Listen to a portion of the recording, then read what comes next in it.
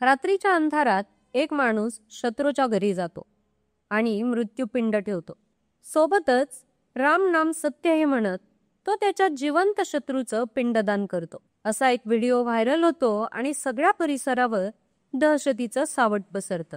हा दुसरा तिसरा कोणी नसून तो आहे गोट्या गीते. संतोष देशमुख हत्या प्रकरणात आरोपी असलेल्या वाल्मिक कराडचा राईट हँड. गोट्याचा बॉस जेलमध्ये असला तरी गोट्याची दहशत मात्र आजही बीडमध्ये जिवंत आहे.